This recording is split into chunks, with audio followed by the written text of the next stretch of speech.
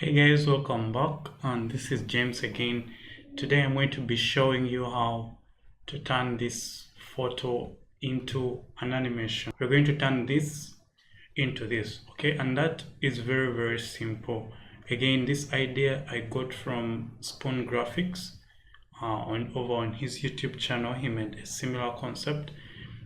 He very well described this way better than I may have done it. Maybe just a few things to show you, because this is done in Photoshop CS6, whereas his was in Photoshop CC. So here I'm just going to be showing you. You can feel free to follow along, and I hope you enjoy it. All right, so what you're going to do now is I want you to get your photo in Photoshop, whatever you're going to use. Okay, and now the first part you're going to do, most of the parts are actually the same. Just click Q on your keyboard, select this layer here down, and now you're going to select the brush tool, because now we want to visualize the part we want to animate, so we want to cut it out. So with that brush, come here and select your brush size. Okay, and after that you just come and paint over the part that you wish to animate, just like that. Okay, just to make it very so you can just drag over just for an area like that,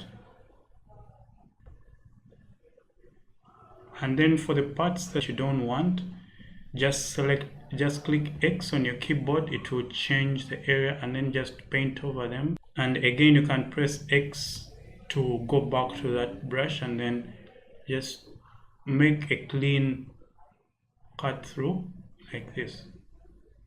All right, so we are now done, and what you're going to do now is we're going to deselect this so that it sets up this part like this. Now we're going to head over to the select section and then inverse.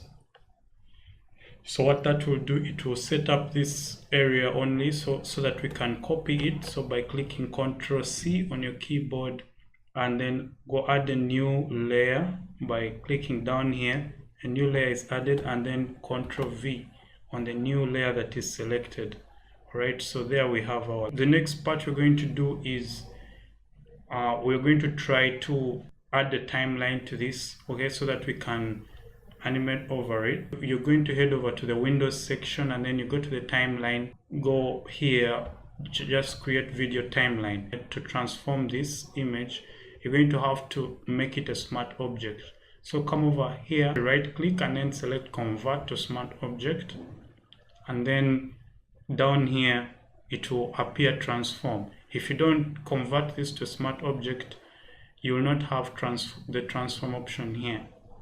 Okay, and then after that, decrease this to a length that you want, maybe 1 or 2 seconds, whatever. We're going to add a keyframe there, move it over here, add another keyframe towards the end. Ctrl minus on your keyboard to zoom, Ctrl T, click and drag this down like this. You align it so that it aligns kind of perfectly with the previous image. When you're done, press enter. Look at your animation. If you don't like it, make the necessary adjustments. We're going to also add movement to this area as well. Click here, the brush tool is already selected. Paint over the fog to animate the fog. Maybe increase the brush size right there. So once you have everything that you want selected, again just come and deselect here, select inverse. Make sure that you're selected on the background layer before you copy everything that you have. Come over here and add a new layer 2, paste that there, so that once you deselect, you have something like that. We're now going to move this here over, and then we also adjust its length to this same time, and switch back on your layers like this. Make it a smart object, and then come over to the layers area here and drag your playhead to the beginning, add a keyframe, move it to the end and add another keyframe. This is the keyframe on which you're going to change the animation. So just click T on your keyboard, move it a little bit. When you enter, now let's see what you have. You have this movement like that, okay? But then what happens is you have this area that you don't want to appear, like you don't want that animation there. Just come and click here. We're going to add the layer mask. So just click here and then select the background layer, then Ctrl J and then move the background layer on top. So add layer mask by clicking that. So by clicking Ctrl on your keyboard, Ctrl backspace or Command backspace, you'll change the color to black, paint over the area that you don't want to be animated.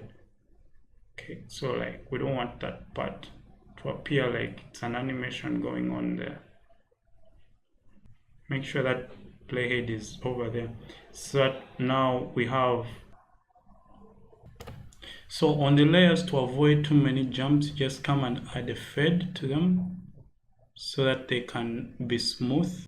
Come over here and add also a fade, just like that.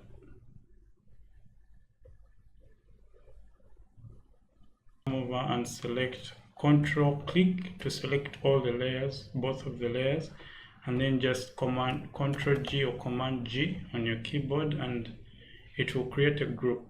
Now duplicate that group several times, move the group elements halfway of each other, a transition just about like this, okay? So that's very, very basic. You can always add as many layers as you want, I guess. Let me now just add a few more, 2, 3. So you can see that it keeps on going just like that. The next part is performing the looping part, and that is very easy as well. You're going to just come over here to this first group and duplicate it by clicking Ctrl J. So it will duplicate that. Let's move this to halfway of this, the background copy to the same place.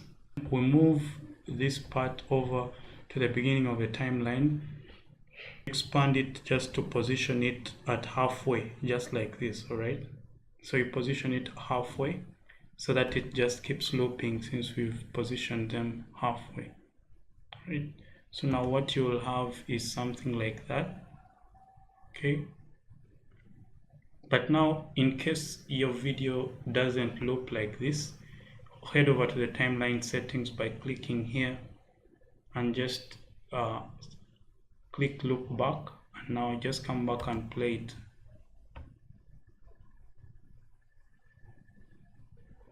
Right, and it will begin looping, right? So you can always adjust them a bit so that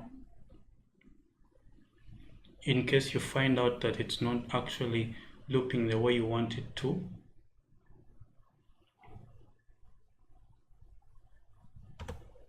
Like you can see, there is a bump in this one.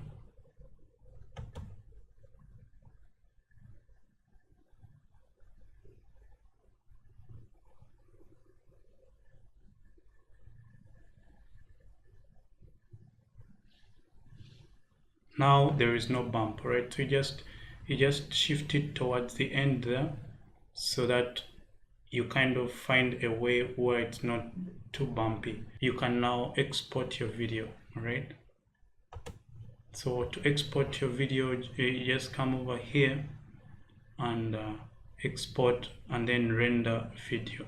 For our sake, we're going to export it just as a video. Let me call it waterfall or something like that. And I'm going to save it on my desktop. Everything is just the way I like it. And then click render. I'm going to be combining more of the concepts to help you better understand how the softwares work and everything, how to edit in DaVinci Resolve, in Premiere Pro, how to color correct, and so make sure that you stick around for more tutorials to come in the future. So this is what I wanted to say today, and I wish you the best. Speak to you soon.